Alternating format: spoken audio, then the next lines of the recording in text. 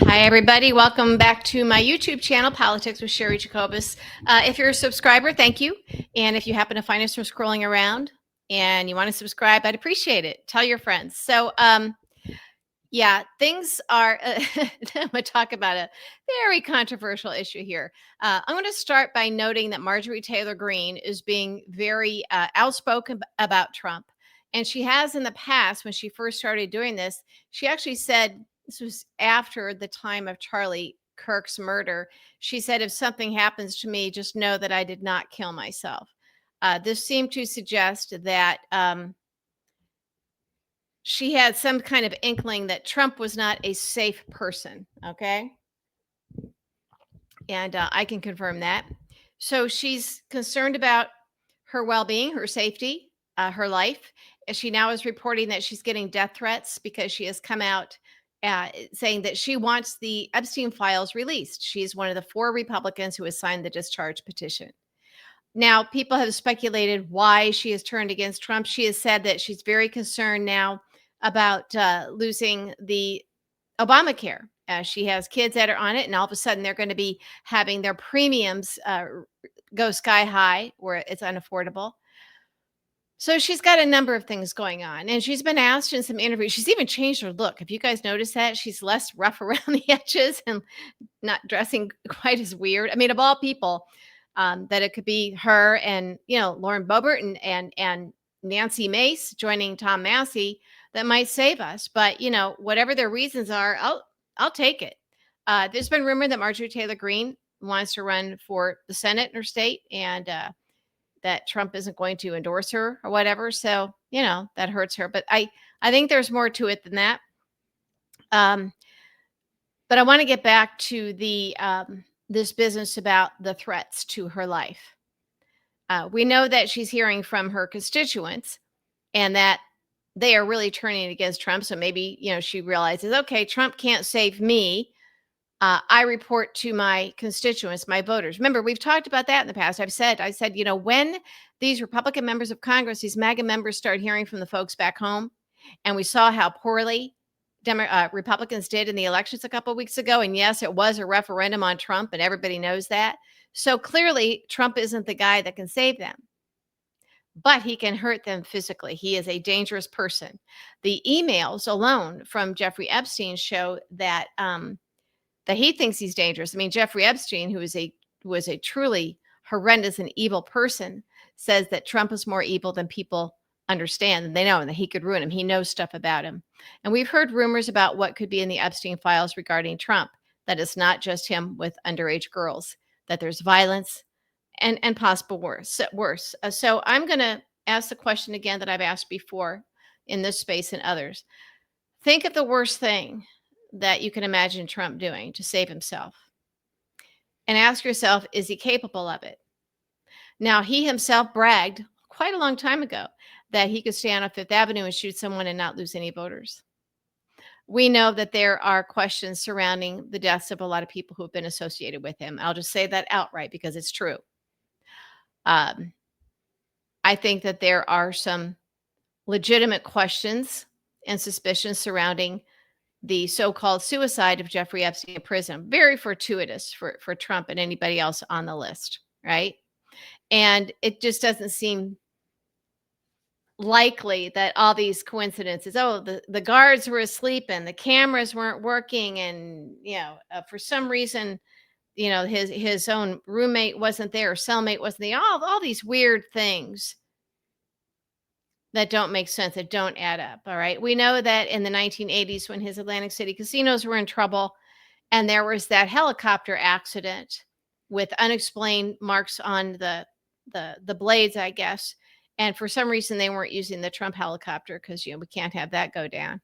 But the helicopter went down, and all these Trump executives were, they perished. And then Trump later blamed the financial problems of his casinos on them. Very convenient, especially for a man with a big history of money laundering and a lot of shenanigans in business. So very convenient, right? I'm talking, by the way, as somebody who got a phone call late one night when I was living in New York. I had come out publicly against Trump, right?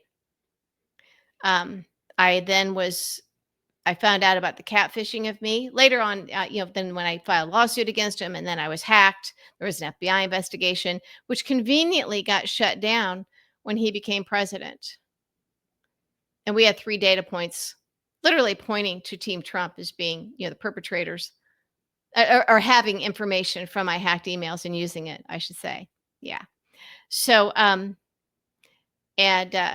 so there's a lot of that stuff going on. But I want to talk about Ivana's death, his first wife, the mother of Don Jr., Eric, and Ivanka. Now, her death was odd because she fell down the stairs in her town home on the Upper East Side of New York, Manhattan, but she had an elevator. Now, this is someone who had been an Olympic level professional skier when she was younger. So she was, not in horrible shape, but she was in her 70s. Again, um, that ain't ancient.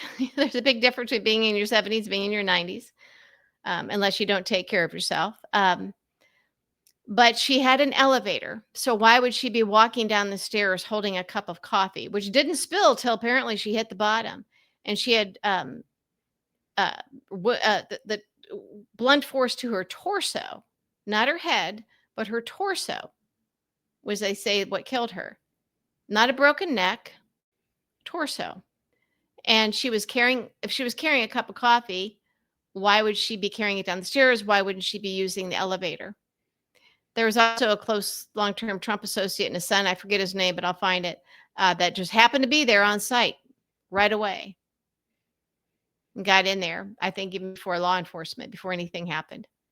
So we've heard that her NDA was about to expire. That I don't think has been confirmed. But what we do know is she and her ex-husband, Donald Trump, Don Jr., and Ivanka, 2 of her 3 children, were scheduled to be deposed the next day by the New York AG in a case had been filed against the Trump organization. Their fraud and corruption. And yes, Ivana Trump was one of the people who was to be deposed. Because of her untimely and very fortuitous for Donald Trump and convenient death, the accident meant that the depositions would be deposed. What I believe is that they were to send a message to his children. And if you don't think, this is why I started this conversation saying, think about the worst thing he would do. He's a narcissist.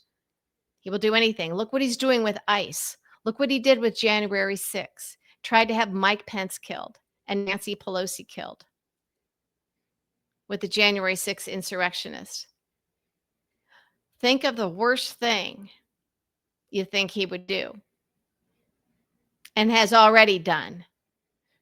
Stealing top secret documents and ferreting them off to Mar-a-Lago and other places. What do you think he was doing with those things? I think he's a traitor. Okay. And I know most of you agree. He was trying to deliver Ukraine on a silver platter to Putin. It didn't work. But yeah, I think he is a traitor. All right. I think that he did unspeakable things to underage girls, the worst that you can think of. I don't believe that what he's terrified about in those Epstein files getting released is just him having sexual intercourse with underage girls. I think it's worse, and I don't think it's a P-tape. I think there are some legitimate questions and suspicions surrounding the death of Jeffrey Epstein. And I think there are legitimate questions and suspicions surrounding the downing of that helicopter that became very convenient for Trump in the 80s. I think there are legitimate questions and suspicions surrounding the death of Ivana Trump, which ended up postponing the depositions. But more important, I think his kids know their father very well. And I think that they have suspicions, even if they have an inkling of a suspicion. This was their mother. And I think it's very possible that a message was being sent. I think that Marjorie Taylor Greene is aware of what Trump is capable of. And she's actually doing a very smart thing, by being very public about it, the death threats. Now, some people use them as a talking point. They'll take a weird email they get and they say, "Oh, that's a death threat." I've gotten a lot of those from MAGA, but we know the difference between a legitimate threat and something that's just a rando. But I literally in New York got a threat. I got a phone call late at night, and I was told that Trump had guys in Queens who might be on their way over to cause me harm. This was when Trump was merely a candidate for the Republican primary nomination, for the Republican nomination. Little old me. So yeah, they're accustomed to this. So the way you deal with this is you let everybody know when you're being attacked on the street, like in a dark alley. What you want to do is you want to run out into the street screaming. You want to run out under a spotlight. You want people to see and hear. All right? And that's what Marjorie Taylor Greene is doing. And when she said this after Charlie Kirk's murder, remember, Charlie Kirk was calling for the release of the Epstein files. So if you want to, I hate it when people call it a tinfoil hat conspiracy theory. Sometimes there really are conspiracies, and when it all surrounds the same person, you better take it seriously. You don't call it tinfoil hat. So if they couldn't silence him, now I don't think that Charlie Kirk actually had the Epstein files, that he could prove it, but the fact that he was calling for their release, if you were going to have him offed, you would do it not necessarily to silence him, but you would do it to send a message to anyone else who had been an ally and who had influence with MAGA, with Trump's base. And that's what you'd be trying to do. You'd be sending a message to tell everybody else to shut their mouths. And that's what, if you needed to send a message to the Trump kids, you take out their mother. I mean, obviously it silences her, but I think, again, that would be more it would be difficult to get her to lie under oath. But if you wanted to send a message, you're gonna try and silence those kids. Yeah, I mean, I think these are hard conversations to have. I think people are afraid to have them. Um, but we are now at a point with the things that have happened and are happening and probably are about to happen where we need to address this stuff openly. I think what it does is it helps people start getting used to the idea that one of the evilest persons that we can imagine, Jeffrey Epstein, who said that Trump was the evilest person. He knows stuff about him. He said you wouldn't believe it. I think we have to start acknowledging these issues, because it's too coincidental, too convenient, and we're talking about somebody that could, that has the nuclear codes. So no more pearl clutching about having these conversations. Not when we have too much evidence and too many dots, the dots are connecting and it's a little bit too convenient. These are not just wild, outlandish claims. And I think that